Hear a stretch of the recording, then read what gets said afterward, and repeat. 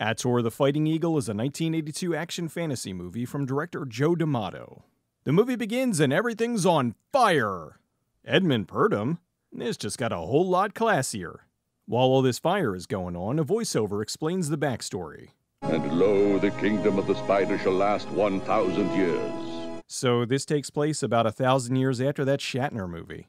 The voice explains that because of a curse, mankind has lived under the tyrannical rule of the Spider King for over 1,000 years. When the 1,000 years is done, a man will come to promise a different way, and he shall be named Ator! Tauren. Oh, Tauren. So then it turns out Tauren is not the hero. But Tauren will fail. The Spider King is doing everything he can to hold on to his reign of terror. However, unknown to him, Tauren has a son out there somewhere. Meanwhile, in extreme close-up theater, a woman is giving birth. She gives birth to a boy, and it's a miracle! The child was somehow born without an umbilical cord. While the midwives are cleaning off the baby, they notice it has the mark of Tauren on it. They don't want any of that, so they just happy how you doing out the door. Over at the Temple of the Spider King, these guys are posing for the cover of a black metal album. One of them hears noises and runs off to tell the high priest. Not too far away, Greba is trying to sleep. Oh, I should have fixed that door yesterday. He puts on his coat and heads to Home Depot to find a new door lock. The high priest of the spider is called Dacre. My name is John Dacre. Oh, I'm sorry. Dakar. I used to wear his cologne. Dakar is nope. Excuse me, sir. Do you think my sword is wide enough? The eagle statue cries, which can only mean one thing. There's a sale at IKEA! All the signs tell us that tonight in some corner of this world, a woman has given birth to the child you speak of. He sends a bunch of soldiers out to search for the child to kill it. All babies are considered to be sus. Man, it is so dark tonight. I can barely see anything. Greba goes to see the mother and takes the baby. No motherly protective instinct, huh? Just hands off the baby to a stranger. Look, I didn't know it was Tauren I slept with. Just get this burden away from me. Greba gets away just in time. The soldiers show up and kill all the babies. They kill the mothers too, for good measure. Back at Greba's house, he still hasn't fixed that door. He looks at the baby to see the mark of Tauren. He puts some baby powder on the kid, which wipes away the temporary tattoo. Greba then bestows upon him the name of Ator. Over in a local village, Greba's looking around. He sees a woman pulling the world's saddest sled. So sad, in fact, that the locals shove mangoes down her shirt. Nordya is taking care of her sick husband. Ma'am, you need to support that baby's head, ma'am. Greba arrives to tell him that they need to raise this baby. In exchange, he'll give them food and medicine until the baby's old enough to survive on its own. He gives them Ator and disappears. A quick cut later, and the babies are all grown up. Sunya and Ator are brother and sister. Ator, why is your hair more luxurious than mine? Ator gives Sunya a present. Oh, what's his name? Kiva? What is this thing's name? Considering these old Italian flicks tended to run cheap, they probably just found this little guy in the woods and decided to put it in the movie. Ator and Sunya are having a totally normal conversation between brother and sister. Why can't we marry? Ator, we are brother and sister. There's a whole subgenre of this over on Cornhub. Ator decides he's going to have a chat with Dad. Greba then does that one Simpsons meme. After breaking the news, Ator's dad surprises him by saying that he's not really Sunya's brother. Oh wait, we aren't related? Now I'm not interested. This is the oddest way to tell a kid he's adopted. You both sucked the same milk from the same breast, but we are not his parents. Meanwhile, how dare you interrupt me during spider time? The soldier tells Dakar he saw Greba. Back at the village, the wedding is on. I'm sure this whole thing won't end in tragedy. And here are your solid gold dancers! Dakar and his men then perform the ultimate cock block. He sends his men in to kill everyone, right before Ator can kiss the bride. I can't fight today, I've got flowers in my hair. The villagers clash with the bad guys. Dakar fancies Sunya, so he has her kidnapped. Ator would help, but he takes a mace to the spine. Since everyone's dead, they torch the village. Ator isn't dead, of course. Hey kid, bury your parents before the bear eats them. Now a nomad, Ator wanders the road with his pet bear. He passes by a stream when he sees Griba. This is me in every stealth game. Griba tells him he was the one who rescued him all those years ago. He then tells him he'll train him to kill the Spider King. He then takes him to the armory. Wicker armor, huh? Let me guess, the previous owner died of embarrassment. These are the weapons of my vanquished enemies. There's like 4 things here. You've had 4 enemies. I think I'm gonna go get trained elsewhere. The two fight it out in various locations. Okay, mostly one location. Sometime later, Ator and Griba are training outside. Ator sees Loretta Tortelli. 3 bad guys corner the girl, so it's Ator to the rescue. He helps fight them off, but she doesn't care. Don't I even get a thank you for helping you out? I could have handled it alone. Oh boy, she's gonna be this character. She informs Ator that she was the one who robbed the guys, so he just beat up a bunch of guys trying to stop a thief. Ator asks her a simple question. What's your name? I don't use names. Well, hello, I don't use names. I'm Ator. She trots off with her stolen merch. Ator goes looking for Griba and finds the cave empty, except for the Sword of Tauren.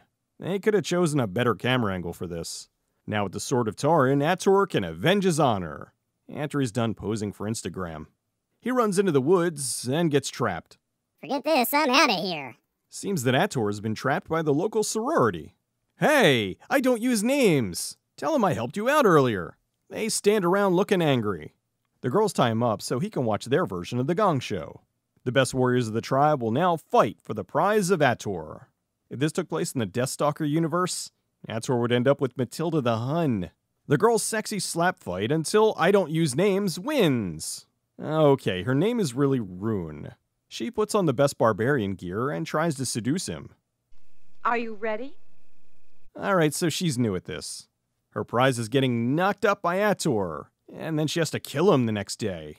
So, not death by snoo-snoo, but snoo-snoo, then death. Ator tells her he can't have sex because he's already married. He tells her he's going to destroy the castle of the Spider King and rescue Sonya. You want to desecrate the temple of the spider? I have no other goal in my life. Alone? I'm well prepared, I can assure you. Yeah, you did so well against us. Rune says she'll spare his life if he takes her along to kill the Spider King. Ator gets Key of the Bear to distract the guards so he can get his sword and escape. Another pitch black night! How does anyone see anything around here? Ator walks over in broad daylight and gets his sword. Rune hits the Amazons with a giant corn chip and escapes. The Amazons half-heartedly chase after them and somehow miss that they just climbed up a tree.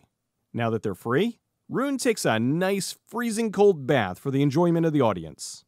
Ator is cooking, rats? And Rune decides to be flirty. She runs off after a deer, but it's a trap. Ator goes looking for her, but sees Sonya. He found the secret area behind a waterfall. He follows the voice, which leads him into a big room. He sees Sonya, only it's not her, it's Indun, the evil sorceress. She drugs him so she can give him the sex. I'm sensing a recurring theme. Indun tries to set the mood by lighting up some patchouli. Damn hippie. She gives him a false vision, showing that Sonya is now happy and in love with Dakar. She's really into doing it tarantula style. Kiog finds Rune and helps dig her out of the avalanche. Sure. Meanwhile, Indun is oiling up Ator's chest for the weightlifting competition. With the help of Tiny Bear, Rune escapes. Rune uses her Ator finder and locates him in Indun's lair. Rune shoots the curtain off the mirror and Indun sees her true self. Indun now looks like an ancient bowl of oatmeal. Ator escapes into the hell with it. Just point the camera to Light Ray. They make it to a local tavern for a bowl of mac and cheese. Divine's renting out her ladies for the night. Rune wants to prove she's useful by stealing the coin purse from the madam. She gets caught. Things are going south, but Griba shows up and leaves. Instead of helping Rune, he runs after Griba. Well, she did say she doesn't need help. Rune gets away and finds Griba oiling Ator's chest. He restores the hidden mark of Tauren. Griba then talks a bunch of nonsense straight out of a 2nd edition D&D campaign.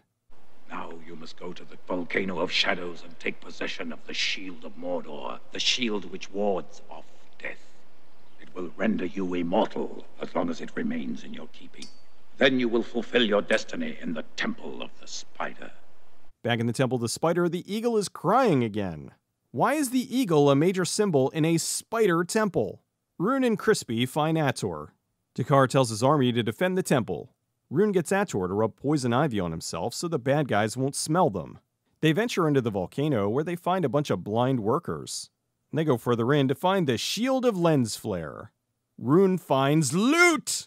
Ator then has to fight off the shadow people. Well, that's one way to save money on visual effects. Rune hides the reflection, which stops the shadow people. Only they're still shadows. They try to leave, but now the blind guardians try to stop them. They put up a good fight, but they're not exactly Daredevil. Now with the shield, they make their way to the Spider King Temple. Kiosk is having a hard time keeping up. Inside the temple, I can't see or breathe in this thing. Ator and Rune pretty much walk in the front door. They head into the depths of the spider crypt and find more loot. The guards find the duo and the fight begins. The guards all leave, so Dakar has to fight Ator alone. Or not, haha! With the guards out of the picture, Ator now faces off against Dakar. Ator reflects the shield at him and poof! Nothing is left but the clean scent of lavender. Wow, I can't believe it was that easy. Ator goes to rescue Sonya while Rune holds off the rest of the guards. Ator finds Sonya tied to a web made out of ropes. I saw this display at Halloween Adventure. With those armpits, she's ready for the Lilith Fair. Ator goes to see her, but is stopped by Greba. Uh-oh, plot twist! Greba used Ator to get rid of Dakar. The two fight, and Greba loses really badly. Ator saves Sonya and leaves Greba for Spider Chow. They go outside, and Ator has to do what he was born to do. To fight a giant puppet spider! Pack and Wonder Super Bowl! They flail around a bit, until finally Ator slashes the beast and it spills root beer everywhere. This breaks the shield for some reason. Well, that's 7 years bad luck, Ator. Inside the temple, Rune didn't make it. Good night, sweet thief. With the Spider King slain, the volcano stock footage erupts. Ator, Sonya, and Kibbles take a victory lap around the kingdom. Ah, those crazy kids. Now that we're at the end of the movie, I have one question. Why the hell is he called the Fighting Eagle? Ator the Fighting Eagle was shot in Italy. After the success of Conan the Barbarian in 1982, exploitation director Joe D'Amato, under the pseudonym David Hills, wanted to make a knockoff. The movie was released in Italy in October of 1982, and then in the US in 1983. It was later riffed in Season 12 of Mystery Science Theater 3000. The movie was a modest success, which started the very confusing Ator franchise. Shortly after Ator was released, Joe D'Amato started working on the sequel, The Blade Master. Then Alfonso Brescia made the third movie, Iron Warrior. D'Amato wasn't happy with Iron Warrior, so he made Quest for the Mighty Sword, which was a reboot of the series with Eric Allen Kramer playing old Ator and then Ator Jr. It's also sometimes listed as Ator 3 the Hobgoblin, as it's tied to the Troll series since they reused the masks from Troll 2. So far, I've covered all the Ator movies except Iron Warrior. I've been kind of doing them out of order. Perhaps after I do Iron Warrior, I'll try to put together a cohesive timeline of the series. Miles O'Keefe was Ator in the first 3 movies. D'Amato said he had the right physique and look, but wasn't the best sword fighter. He implied the actor really just phoned the fights in. Edmund Purdom is almost unrecognizable as Greba. I had no idea it was him until I looked it up. Sabrina Ciani played Rune. She starred in quite a few exploitation films, like Cannibal Terror and Conquest. She's also in the post-apocalyptic film 2020 Texas Gladiators. I was very sad when this didn't get a Blu-ray release last year. Ator the Fighting Eagle is stupid fun. It's not Conan, it's more the level of the Beastmaster TV series. This is the kind of movie that you know going in what you're going to get out of it. If you expect more than that, well, you should probably watch Conan the Barbarian. No, not that one. The good one.